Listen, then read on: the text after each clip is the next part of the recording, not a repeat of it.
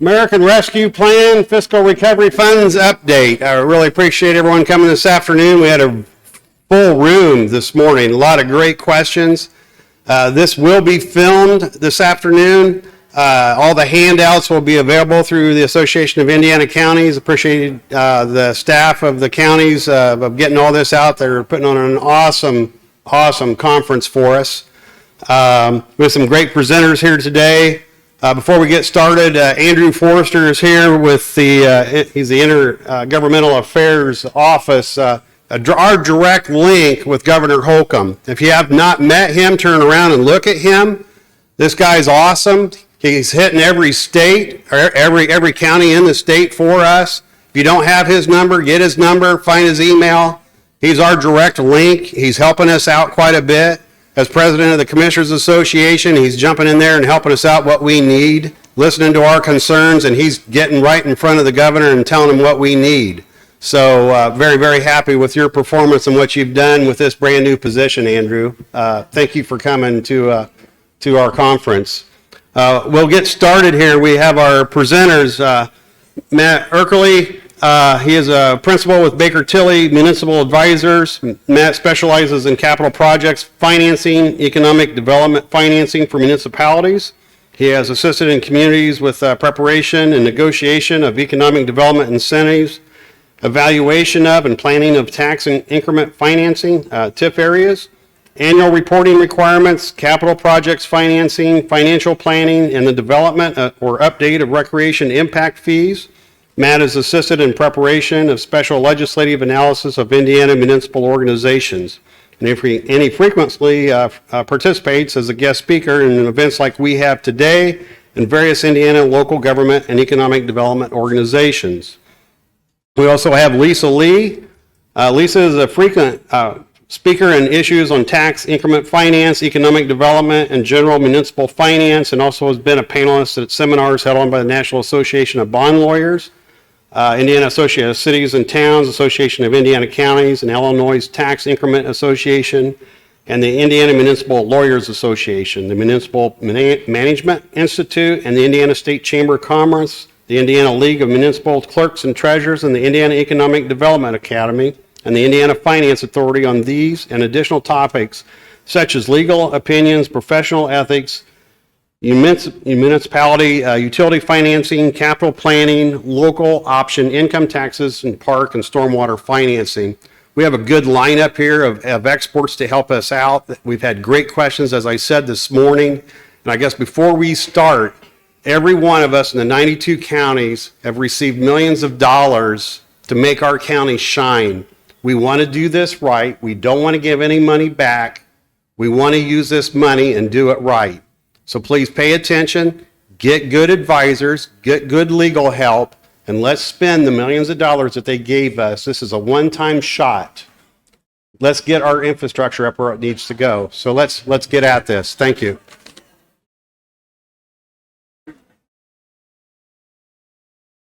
Thank you, Tom. As Tom mentioned, my name is Matt Eckerly. I'm with Baker Tilly, and with me is Lisa Lee. And before I dive into the content, I'm gonna give you guys the same disclaimers I gave everyone this morning. The American Rescue Plan it's a complex topic. There's a lot out there. There's a lot of layers to the onion, so to speak. And it's one of those things that if I were speaking on tax increment or property taxes, bonds, things like that, I wouldn't have to really look at my materials a whole lot. But this is something where there's enough nuance to it where you're going to find me more than usual looking down or looking at the screen just to make sure I'm getting it right, because there's a lot to it, and I have not yet, since it's still relatively new, committed everything to memory. And I'll also offer that we welcome questions throughout the session. Feel free to raise your hands, ask questions. We'll do our best to answer them in the moment, but again, this is one of those things where we might have to step back afterwards. Lisa, she'll show off her binder later. She's very proud of it. And we can look it up or check with our colleagues who are also specializing in this and get you answers if we can't do it just right now. So I would say that if we can't answer it right now, we can certainly get you an answer in the near future. So there's a gnat flying around. So with that, what we're going to do first is just do a broad overview of, okay, what is the American Rescue Plan for the public sector? A lot of the focus of people that I've been talking to is the FRF funds, the Fiscal Recovery Funds, which are those direct allocations to municipal governments. And while that's obviously of paramount importance, there are other programs out there that have impacts on the public sector, on cities, towns, counties, and areas you might want to think about. Can we maybe leverage some of these for projects instead of using our FRF money, and that frees up our FRF money for other efforts? And that includes the Coronavirus Capital Projects Fund. Terry Seitz from Senator Braun's office is in the room. Not to call you out, but he shared just some guidance he received from the Treasury Department earlier this week on the Coronavirus Capital Projects Fund, so that would be helpful information. I think AIC will be pushing that out. Schools received nearly $170 billion. Housing programs, including emergency rental assistance, small business assistance, transportation and infrastructure funding, energy and water funding, restaurants and bars. A lot has been made in the public space of the Restaurant Recovery Fund. That's out there, got $25 billion. Emergency Connectivity Fund for broadband access in underserved areas. And $72 billion for public health efforts, including testing and vaccinations. Now, with the FRF, and we're going to really dive into some of the details of the FRF, these direct allocations to local governments. These are the general categories where those monies can be used, including revenue recovery, assistance to individuals and businesses, economic development efforts, public facilities and schools, transportation, infrastructure, but not transportation infrastructure. You can't use it for roads, just using it for roads, and we'll get into that later. Regional collaboration. Here, and one thing I want to specifically call out on regional collaboration, I'm sure that everyone in this room has had some touches on their county's efforts with READY regions, pursuing the IEDC READY program funding. One thing that's important to know, and I got this straight from the IEDC as recently as last week, is that your FRF money can be used as a match for the READY funding efforts. So that's something to keep in mind as you're developing your plans of, okay, here's what we want for READY funds. How are we going to match it? Because it's a 4-to-1 match. This can be one of those sources. And then also not-for-profit assistance is one of the buckets that's eligible. Now, before really diving in, I want to cover some of those other programs and think about, okay, we just, on the last slide, reviewed, here are the general areas where the FRF can be used with certain caveats. There are other programs out there, as I mentioned. How can maybe we use those? And, here are some of the buckets that are available and where they fall. So for individual business assistance, not-for-profit assistance, these are different programs ranging from the HUD emergency rental assistance programs, public health funds, the state small business credit initiative, the payroll protection program, and other more specialized programs. Those can be leveraged to help in those spaces. When you're looking at infrastructure, public facilities and schools efforts, and transportation entities, here are some of the buckets you might be able to explore as possible sources to operate in those spaces. The Emergency Connectivity Fund. Department of Education is providing money to schools and libraries for COVID recovery efforts. DOT has allocations, FEMA, EPA. So for those items, you might be able to look elsewhere as well. And then for economic development and regional collaboration, and you've got Economic Development Administration grants, the Coronavirus Capital Projects Fund, and your state small business credit initiative. I would say in the economic development and regional collaboration space, a great resource is sitting over here, Mr. Brian Long from the Indiana Association of Regional Councils.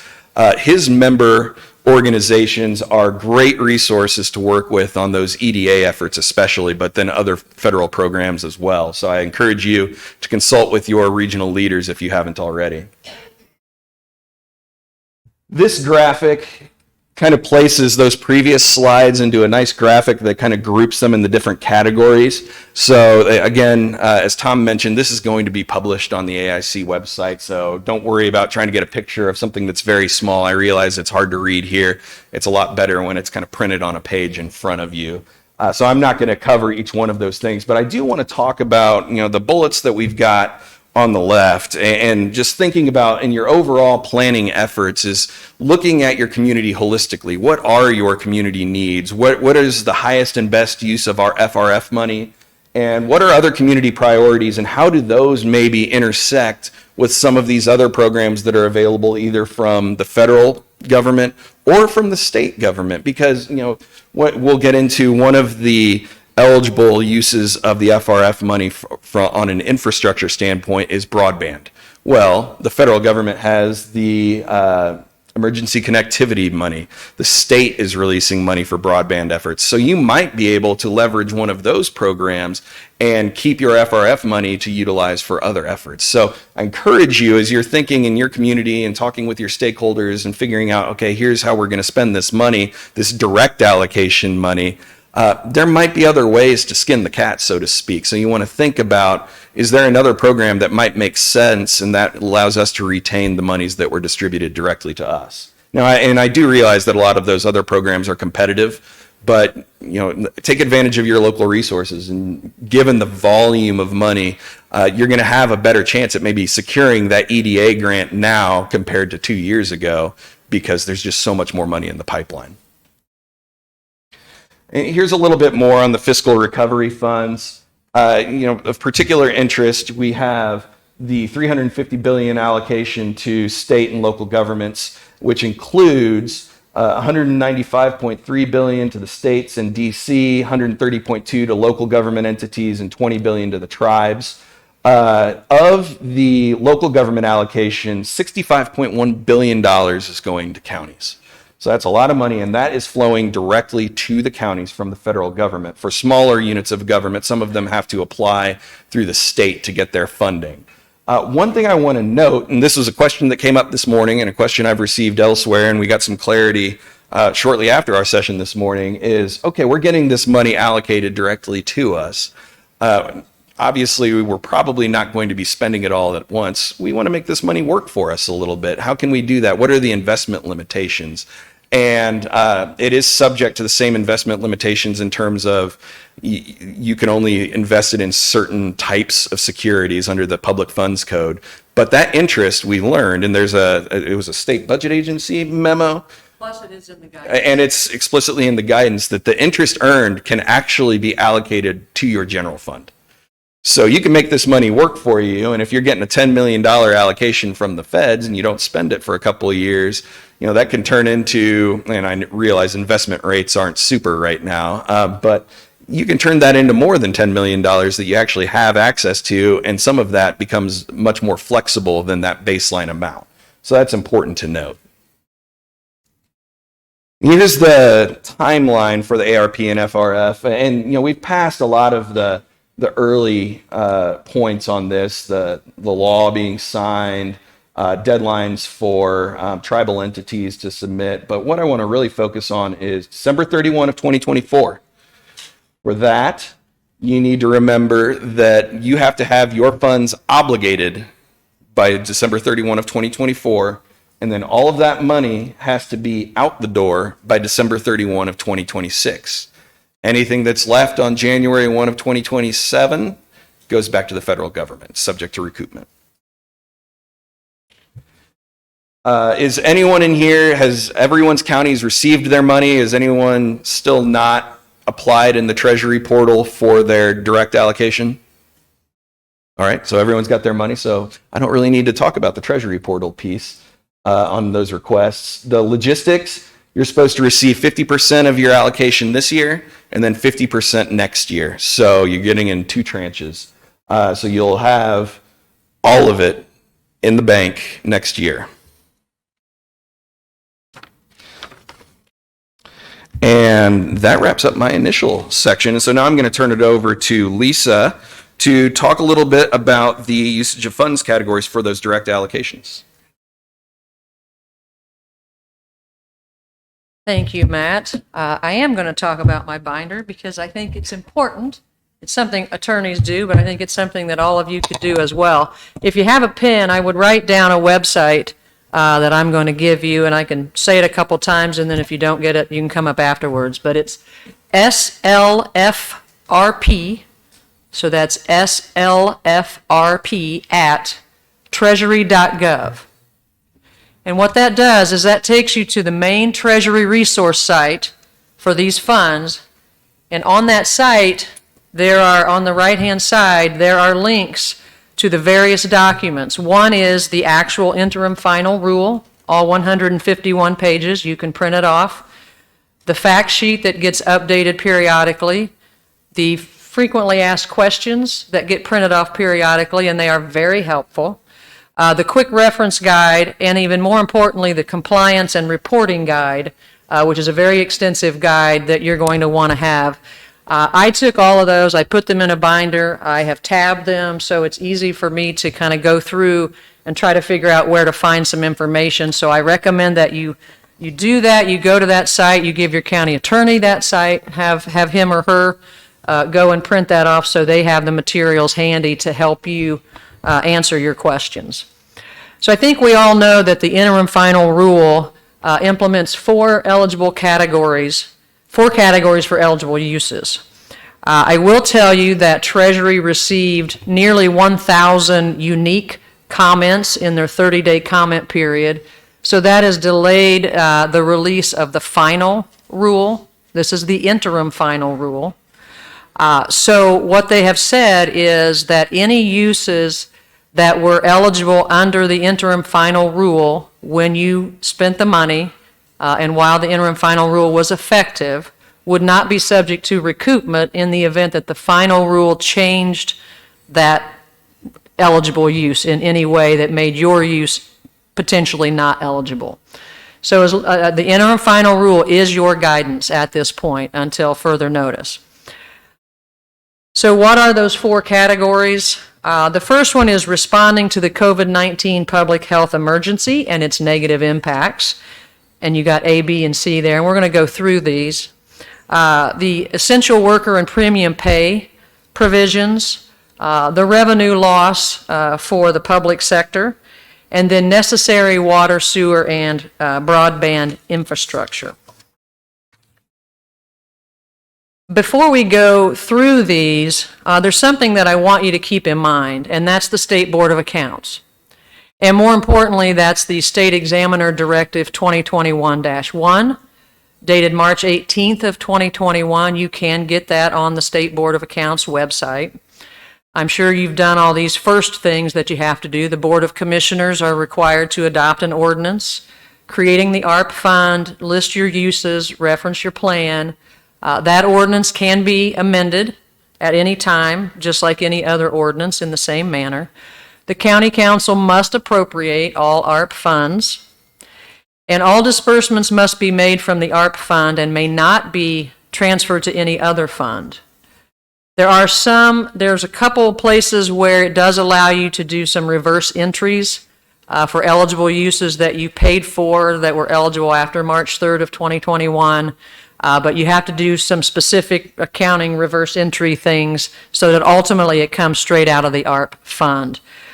You do have to have a detailed accounting with all related expenditure records that track every dollar tied to an eligible use. So that includes your accounts payable vouchers, your minutes, your correspondence, contracts, approvals, etc. All of those things that would be required under normal circumstances. And then they do also the directive talks about the 5 components of internal controls that they would want to have evidence that you have followed.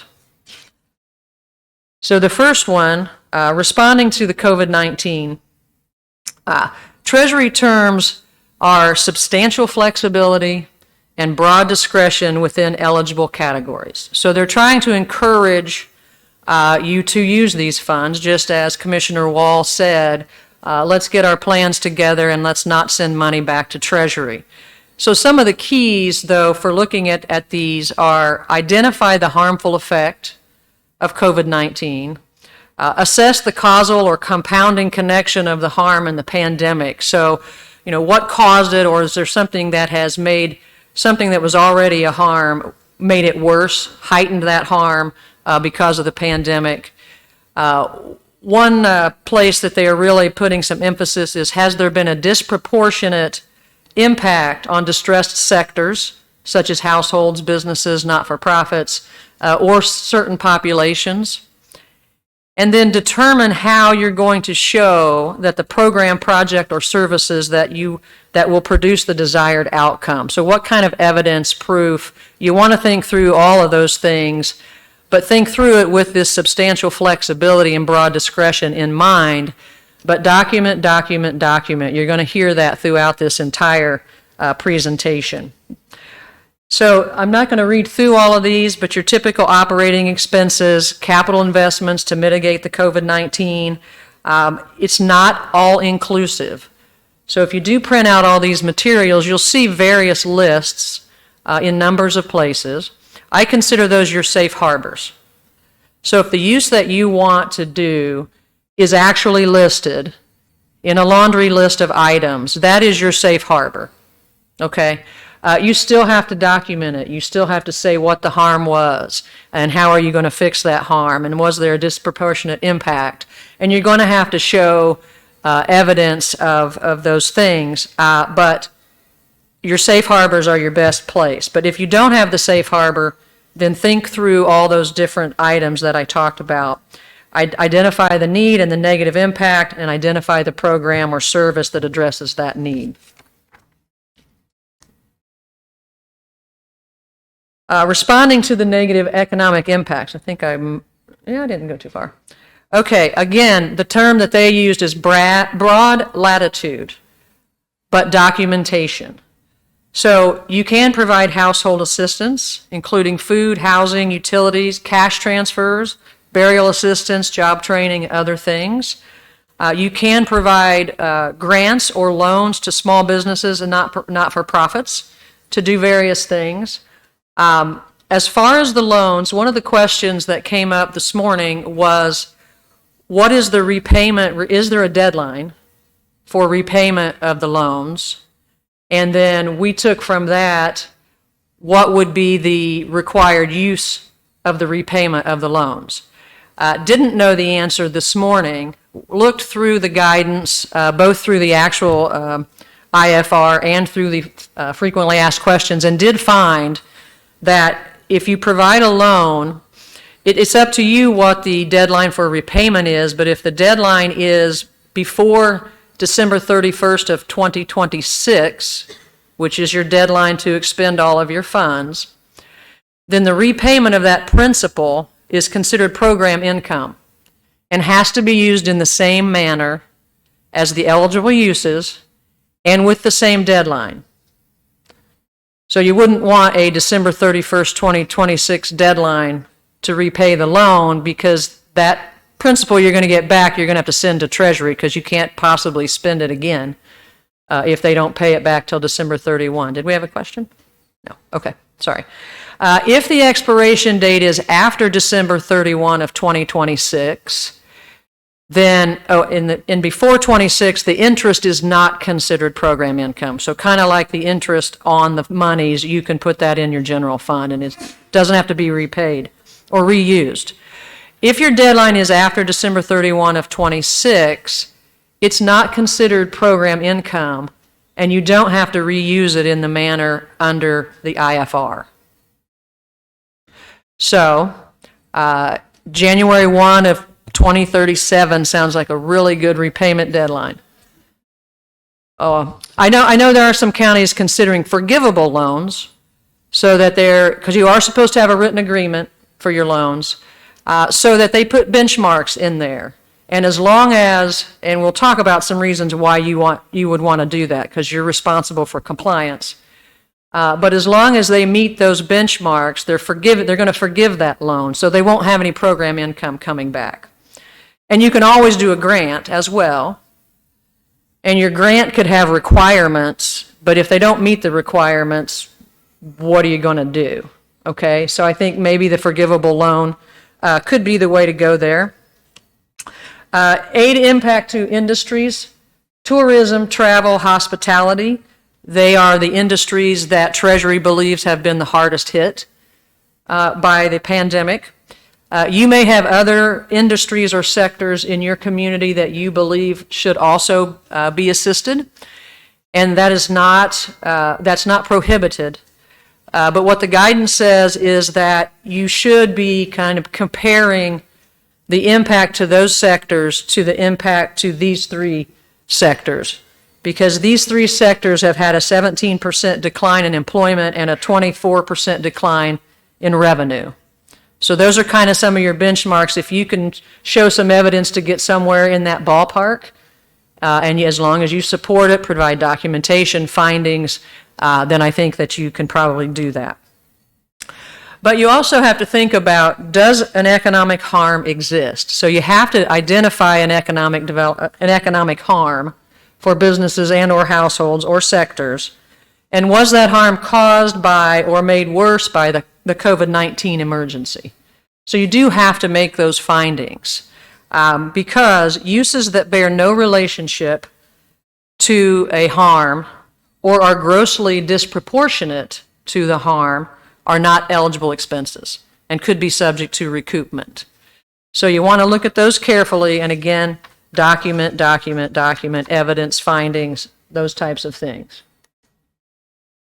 So continuing on to responding to negative impacts, you can provide services to assist unemployed workers. So that could be job training to support rehiring.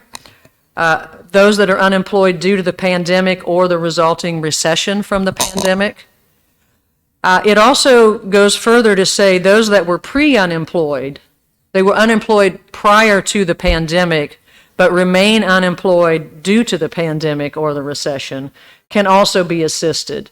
I think you would want to provide some documentation as to how you can show that they are still unemployed because of the pandemic or the recession, if they were unemployed prior to that. You can use it for payroll and covered benefits and other costs of rehiring your public sector staff up to pre-pandemic levels. You can make deposits into the State Unemployment Trust Fund up to the pre-pandemic amounts as of January 27 of 2020. There are a number of situations, again, you saw how thick that notebook is. You can find a lot of different examples, but they must be related and reasonably proportional to the extent and type of harm experienced. And again, think of the safe harbors. If you find something you want to do that's in a list, then just document it and you should be good to go. And then finally, under this category, there is a large emphasis on providing relief to low-income and Native American communities. These are some of the hardest hit communities by the pandemic. If you are doing any of these things in a qualified census tract, you are presumed to qualify as an eligible use. So they're really, really encouraging you to look, if in your counties you have some qualified census tracts, really look at the community, the population, the businesses, households in that qualified census tract, and provide programs and services to assist them, and your reporting is going to be much easier because it's in a qualified census tract. So there's numerous things that you can do under this. As far as addressing the health disparities and social determinants, the guidance says that the funds are not only available to respond to the immediate and direct harms that may have been suffered, but also to help mitigate its longer-term impact in compounding the public health and economic challenges of these communities. So putting forward-looking programs in place is something that you can do under this. So housing in neighborhoods, housing vouchers, affordable housing, early learning services. You can also assist high-poverty school districts with funds as well. So anything that you can look at to promote healthy childhood environments. Parks is some of the guidance talks about parks and recreational areas within these types of communities to enhance a healthy childhood environment.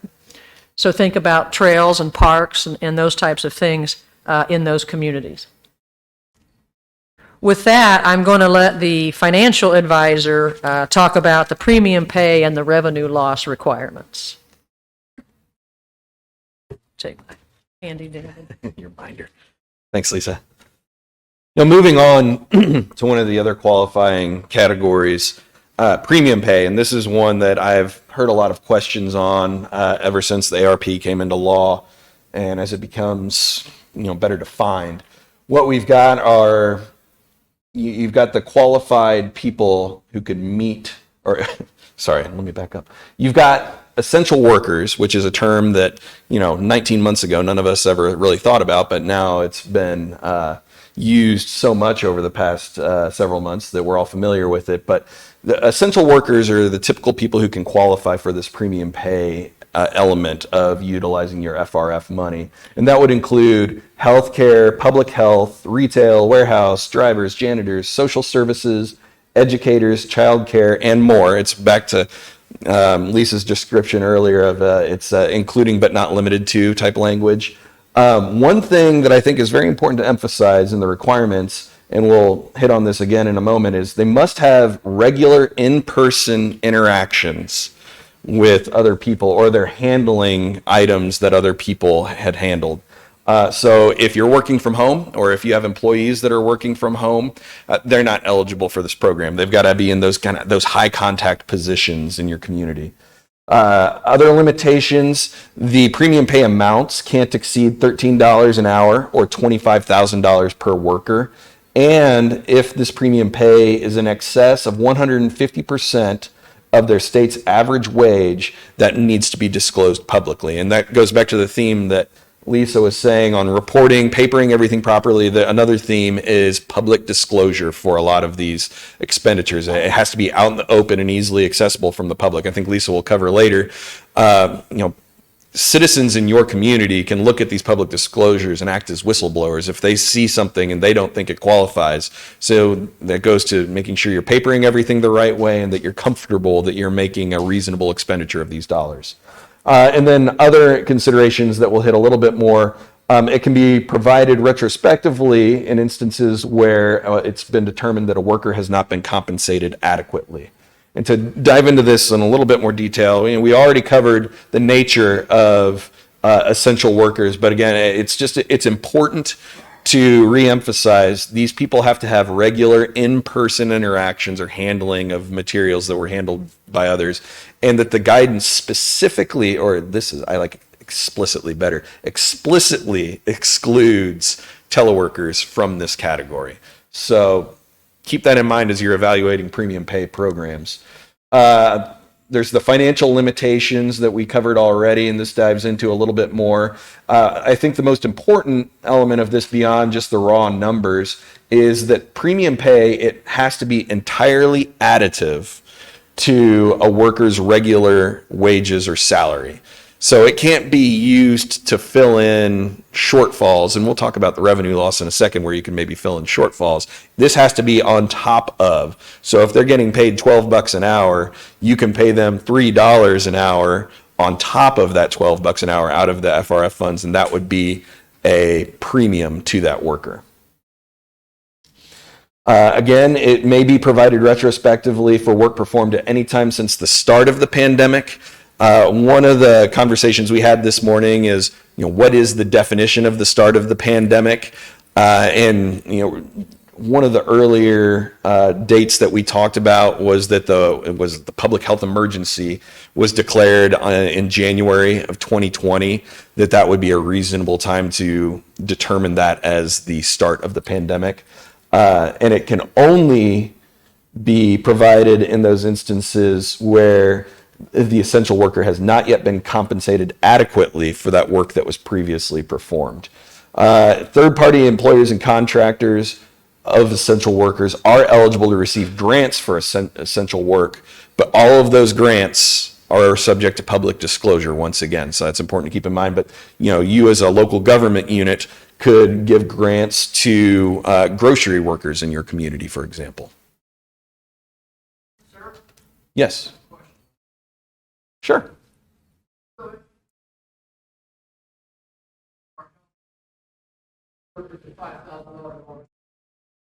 that mean I exclude them from this year? So the question was, the local health board in his county gave all the health workers last year a $5,000 bonus. Does that exclude them from this program? Am I understanding it correctly? You'd be subject to the financial limitations. That's. For new. Yeah. You have to determine that they have not been adequately compensated as a part of the premium pay. So. Right, that's what I'm saying. I think that maybe, as long as if you're giving other essential workers a raise, but you're not, or a premium pay bonus, but you're not giving those workers a premium pay, you might document that they received that in 2020, and therefore under the adequately paid, you feel like they have been adequately compensated for their essential work. But I would want to document that. Makes sense. Thanks, Lisa.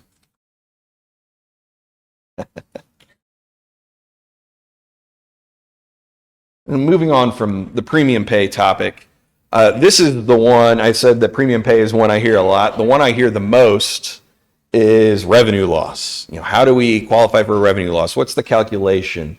There's some layers to the revenue loss, and I'll start with my discussion of this element of it in that while the ending math of the revenue loss calculation ends up being pretty straightforward, the inputs behind it are not so straightforward. And that's primarily because you've got to consider what revenue sources can be included in that calculation and what revenue sources must be excluded. So general revenues are what gets included. And for counties, you're really looking at your tax revenues, and that's property tax, income tax. Changes in revenues end up getting included in the calculation. I'll give an example of that in a moment. Miscellaneous intergovernmental transfers from state and local governments are included in the calculation.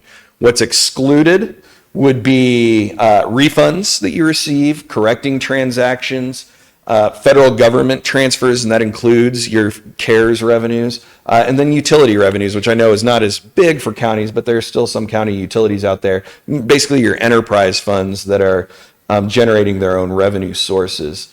And it's calculated on an entity-wide basis. So you need to look at the whole of your county's revenues and then make sure you're including the eligible revenues for the calculation, and then excluding, go through your chart of accounts and your revenues and say, okay, these are the revenues that came from the excluded sources, and then this becomes our test for the revenue growth. Now, we had an instance where a client had implemented a new correctional and rehab facilities income tax and it became, their first revenue year was 2020.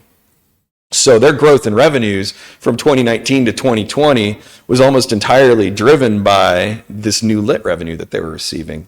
If they hadn't implemented that tax, they would have seen like a $1.5 million loss. Well, changes in law that drive these revenue growth, or adding a new revenue source, that's included in the calculation. So they're just left, unfortunately for them, they can't qualify for the revenue loss because they had that growth, even though it wasn't what you would consider maybe organic growth. So that's something to keep in mind. You got to look at every county or city or town, for that matter, is going to have unique circumstances that you need to account for in those calculations.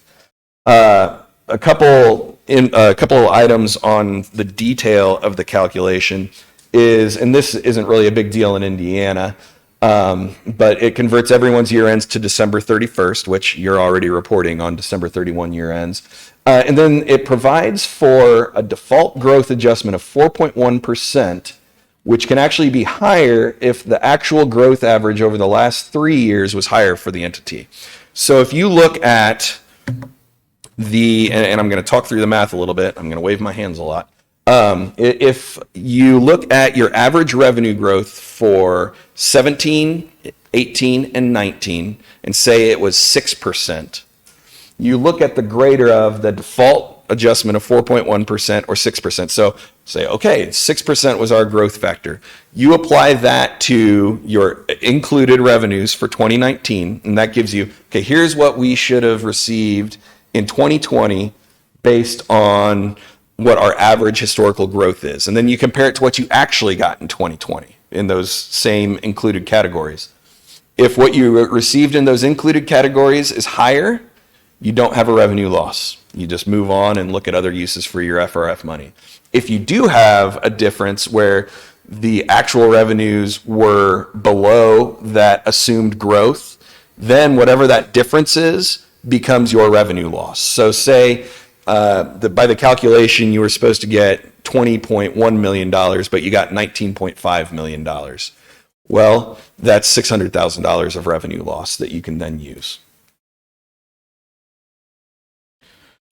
And then this restates that a little bit, and it just makes the blanket assumption that these revenue losses are due to COVID-19, and so it makes it eligible. The usage of funds that you identify via revenue reduction, and this all ends up getting reported in the Treasury portal. So as Lisa was saying, and as I've said, you got to have all of this documented, make sure that you're checking all of your math and you have all of it documented. But that usage of funds for revenue loss findings, it has to be used to provide government services, and that can include maintaining or building new infrastructure, which we check the guidance, and that can. Lisa will talk more about infrastructure lately, but I'll say, and this has been especially mayors, and I love mayors, but mayors have been saying, Matt, can we use this to build roads?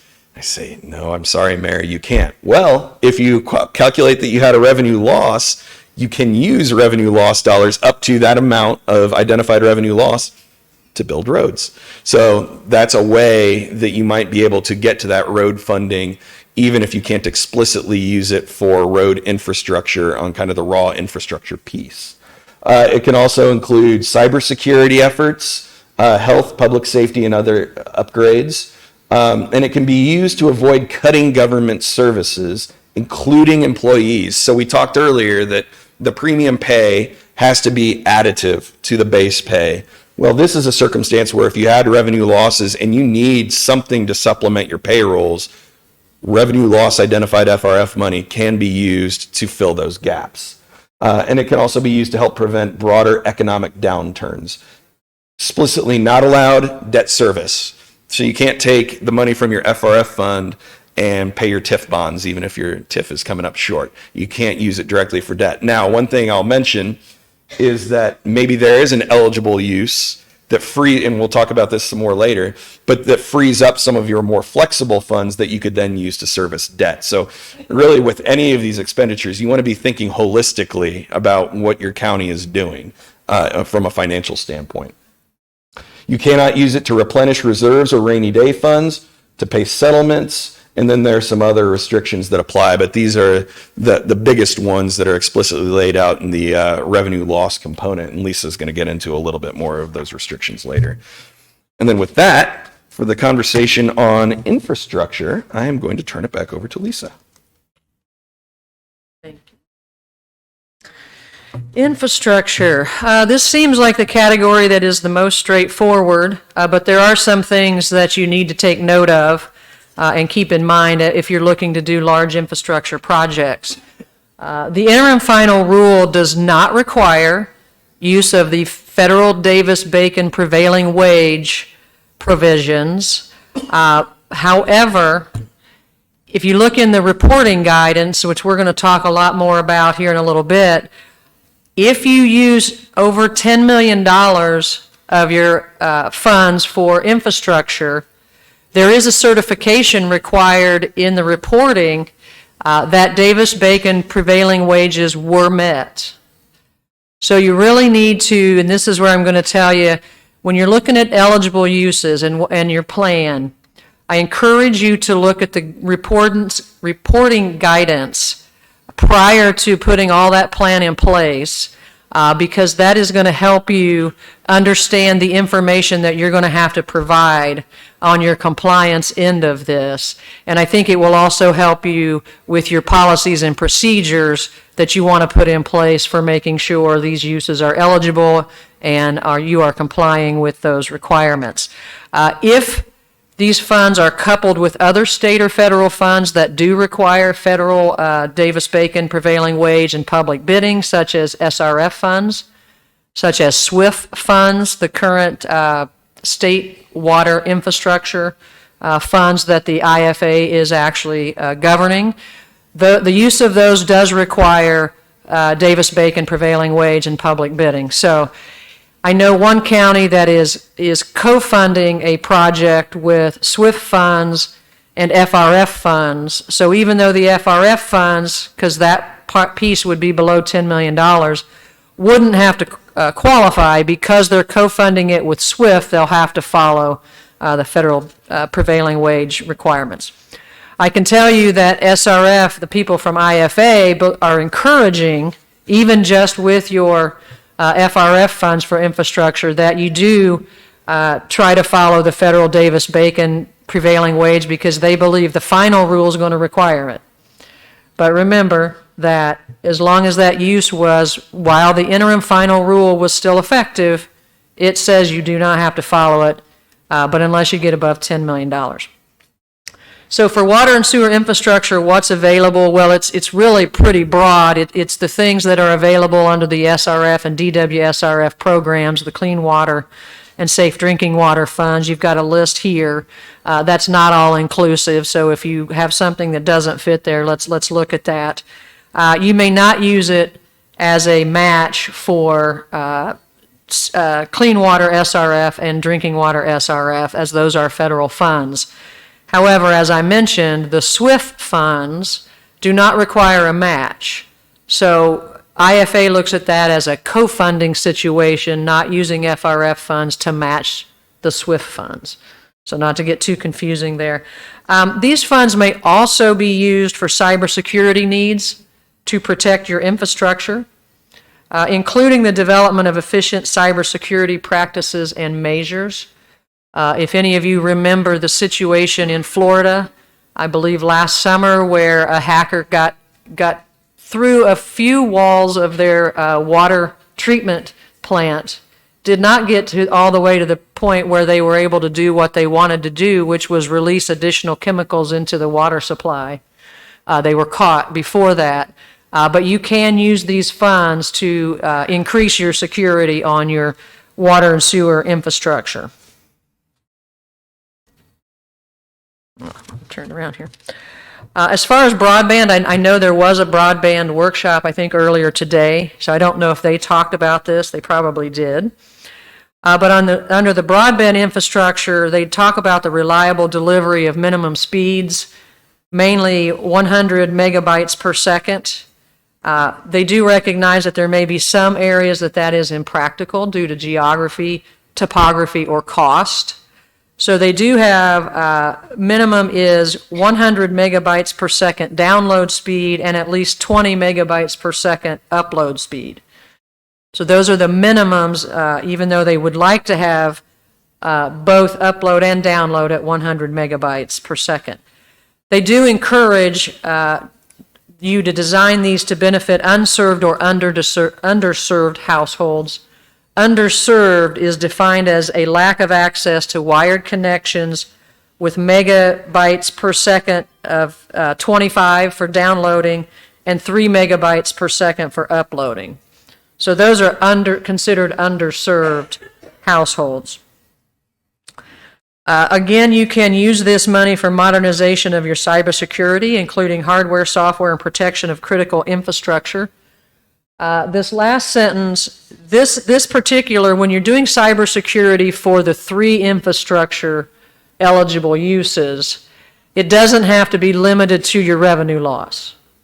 So that sentence is at the bottom of there, but that doesn't apply to the 3 eligible infrastructure. But if you are doing infrastructure or other projects with your revenue losses and you want to do cybersecurity, that for your courthouse, your courts, or whatever it may be, your computer systems, those would have to be only up to your revenue losses. Okay? So cybersecurity for the 3 eligible infrastructures is not limited. Any other type of cybersecurity is limited to your revenue losses. You can use these funds for administrative and consulting costs, not just legal or financial, but if there are other consulting situations that support effective management and oversight and help you ensure compliance. You can use these funds for that. I was asked by a gentleman in the hall if when they were trying to comply with the CARES Act, all their records were paper records. And it was very, very difficult for them to comply with the CARES Act reporting requirements. So under the CARES Act, you could use those funds to help digitize your records. Here, I believe you can do the same thing. There are only two, I think, differences between the CARES Act and this act, and that's not one of them. I think tax warrants are one of them, and the telework premium pay is a difference between those two. So I think you could do that. And certainly if you have uses that don't fit into the safe harbors and you really want additional comfort that you're documenting it correctly and you believe that it fits and you want to hire local counsel or outside financial advisors to assist with those things, you could use those funds to do that as well. And I did say this morning that was not an advertisement. As far as ineligible expenditures, Matt mentioned some earlier: rainy day funds, debt service reserve funds, debt service payments, also cost of issuance on new debt. You cannot use, I did find in the guidance that you cannot use these funds for cost of issuance on new debt. Pension deposits that are an extra payment outside the normal payment that reduces an unfunded liability, that is not an eligible use. However, a pension payment under the normal course of your payroll is an eligible use. So you want to look at that nuance if that's something that you want to do. You may not offset the reduction in your net tax revenue that results from a change in the law or regulation or administrative interpretation. I already mentioned that you cannot use it as a match to federal programs. And also it's subject to provisions in the uniform guidance, which also you can find on that website that I mentioned earlier, including the cost principles that you had to use for the CARES Act. The timeline, Matt's already gone through that, but I really want to just touch real quick. It is forward-looking for the most part. I'm going to tell you the exceptions. So costs must be incurred beginning on or after March 3rd of 2021. The one that's actually noted here that's an exception is the premium pay that Matt talked about earlier. But another exception that I found in my review of the interim final rule and the frequently asked questions is the assistance to households. So the rent, mortgage, utilities that a household may have incurred before March 3rd of 2021 are eligible so long as you as the recipient did not become obligated to provide the assistance before March 3rd of 2021. So they may have some, late 2020 mortgage assistance or utility bills or rent that remains unpaid, and they need assistance with that. As long as you didn't implement a program prior to March 3rd of 21 to assist them, you can use these funds to do that. This is the compliance and reporting guidance. This is one of the main documents other than the 151-page interim rule on that website that I gave you, and I very much encourage you to print this guide off.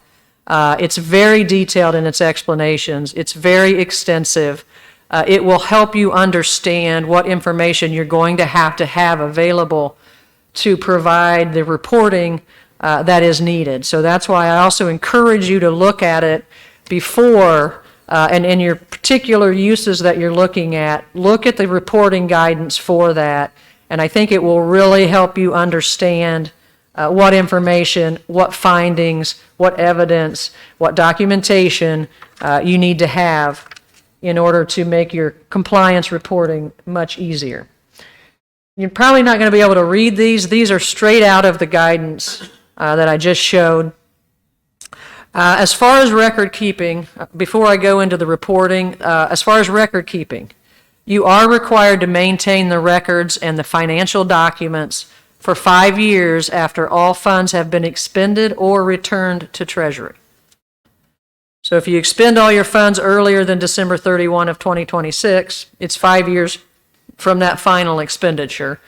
If you return funds or you wait till December 31 of 2026 to expend them all, then it's 5 years from December 31 of 2026 for your retention of those records. So as far as the reporting, the types, the first one is the interim report that was already due August 31 of 2021.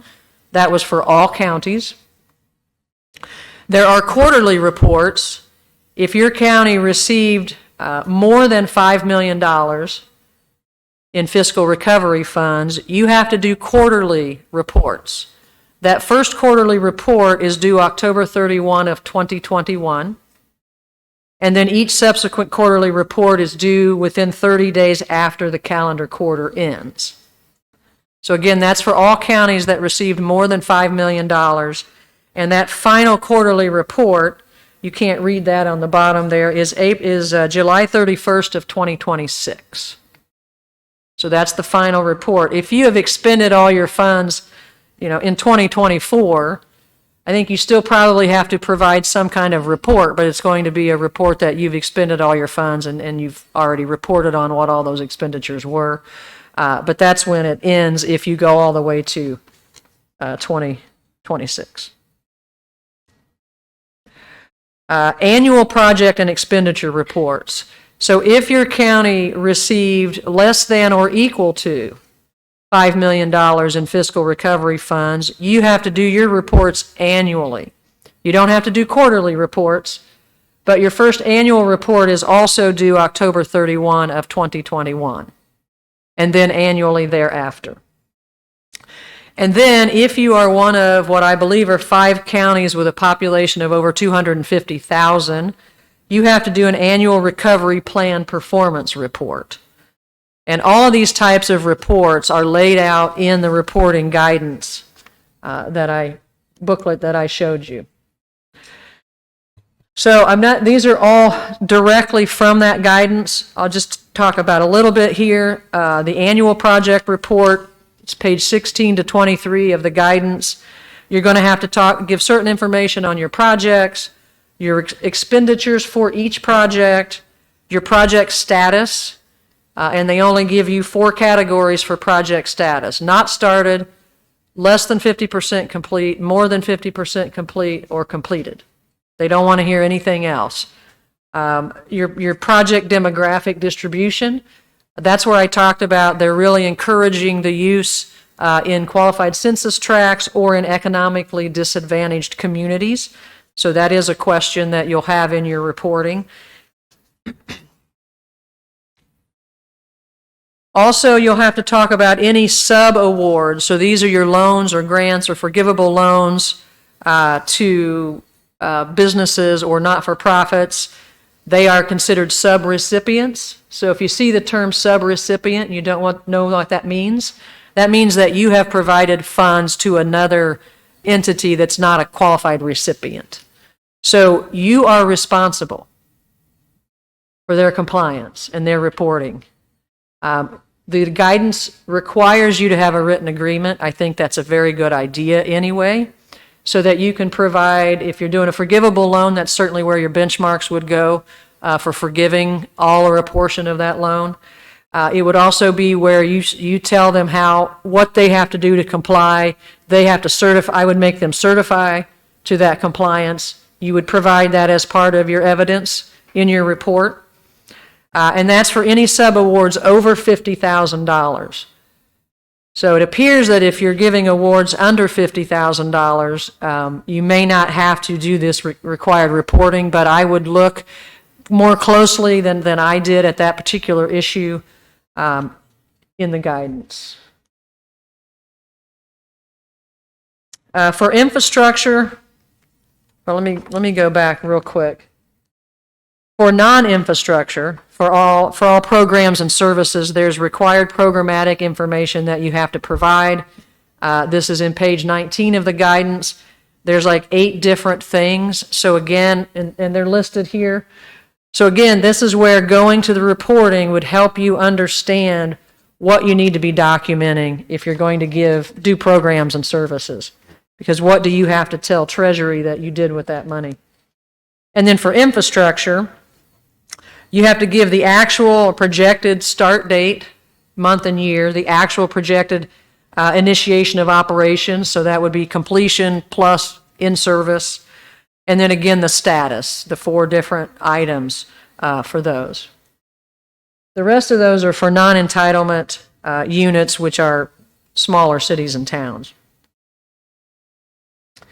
Before I hand this back over to Matthew, one thing I didn't get a chance to put a slide in here, but this is being recorded and you will be able to get this off of the AIC. I want to talk a little bit about recoupment, because everybody knows that word is out there, but nobody's really talking about it, and you don't see a whole lot of guidance on it. But there is an entire page or 2 in the interim final rule on recoupment. So I just kind of want to go over that for you. Failure to comply with use restrictions may result in the recoupment of funds. That's the first sentence on page 100 of the IFR. So they're going to base the idea of whether you complied or not on your reporting that you provide. It may also be based on information provided by the public. So that's why Matt talked about this whole potential whistleblower, open door, public records. If you have a citizen that believes that you have not used this in the appropriate manner, they may reach out. They can go on the Treasury portal and provide information that they believe to be pertinent to your eligible uses. So if Treasury finds a violation, identifies a violation, they will provide you written notification along with an explanation of the amount in question. So it may not be all of the funds that you received, but there may be a particular use that they do not believe, based on the reporting, was an eligible use. So they may provide you with written notification. You, as the recipient, would have 60 days to submit a request for reconsideration of this notice of violation. So within 60 days of you receiving the notice, you can request a reconsideration. You would need to provide additional evidence, additional documentation, supporting information. Just sending a request for reconsideration without additional information is not going to get you anywhere.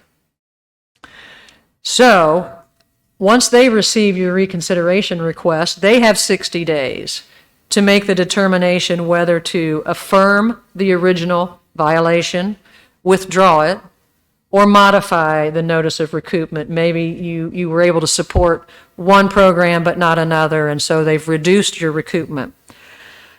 But something that's extremely important is the repayment period. So once you get a notice of a decision, if you still owe money, then you have 120 days to pay those funds back to Treasury. So if all of these time periods occurred, you would have 8 months from the original notice of violation to pay your recoupment funds. So if you spent $10 million on an infrastructure project and you didn't follow Davis-Bacon and they find a violation, you have 8 months to come up with $10 million. So those are things to keep in mind. I didn't say that to scare you. You may not be using $10 million on any one particular thing, but those are things that you really need to keep in mind, and that's why documentation, evidence, findings are extremely important. Okay. You, Lisa. And now just to kind of bring this home, and then we'll leave some time for questions, so I'm not going to dwell on these next slides, but something to think about as you've received a lot of information today. It's been a fire hose since ARP was put into law. There's still time. You have until the end of 2024 to obligate the funds, and then 2026 to spend them.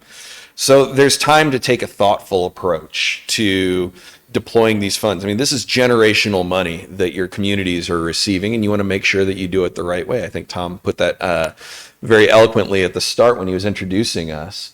I don't know how many times you've heard Baker Tilly people up here or in other conferences talk about the importance of financial planning, but if there was ever a circumstance that called for comprehensive financial planning, and really looking at your community as a whole. And that can include not just your county unit, but the other units within it, and figuring out what are our resources, what's available out there, how can we get the most bang for our buck across the board from this program. I mean, this is really a situation that calls for that. And then looking at, beyond just your community, looking at your region. Are there collaborative opportunities? We already talked a little bit about Ready, and there are other collaborative opportunities out there. There's one rolling out from the EDA that's going to put out a lot of money. So you look to maximize your leverage down the line. And then also, again, is looking at the other ARP programming, and, the infrastructure bill has been getting a lot of publicity lately. There could be another opportunity down the line where some of the processes you put in place associated with ARP could be utilized if and when you get money from those programs. So you want to look at all of the items, all of the buckets of money that are available to you. This just outlines the FRF process, and really, and this is just, from a process standpoint, it's not formal. This is, best practices and how you can approach it. And a lot of it, you'll look at it, and from the confirming and tracking your allocation amount and looking if you're going to be required to submit to a federal single audit, a lot of it is not too different from your own budget process. And it's soliciting feedback from stakeholders, reaching out to the community, budgeting for it, and actually executing and making sure that you're executing in accordance with the law. I wanted to mention just some resources. Lisa had mentioned earlier, and I know Ice Miller has a lot of resources as well, the Treasury Department's website. We as a firm have a resource center for public sector entities that includes a lot of those infographics that you saw earlier. So you don't want to see it in tiny type, you can go there and download it if you want to have it for reference, along with other items from checklists that we've developed for use as you're planning on things, to webinars we've done. There was actually a webinar over lunchtime today on the ARP. And we're also developing a couple different tools that are going to be pretty cool to help you with the planning elements, where you can solicit feedback from community stakeholders, and it puts it into a nice graphic that you can use in determining your plan. And then also an online community that's almost like a social network, where you can solicit feedback from other entities around the country and from experts to get all of your ARP questions asked, share your experiences, and learn how other people are tackling the problems. Really, that's everything we had today. We wanted to make sure that we left enough time for questions. We've got about 7 minutes left in this session. Lisa and I are happy to answer any questions now, or we've also got our contact information. Feel free to grab us in the hallway or shoot us emails. As I said from the start, we might not have your answers in the moment, but we have access to our colleagues who can certainly help us get you answers in a timely manner, and really appreciate the opportunity to be with you all today.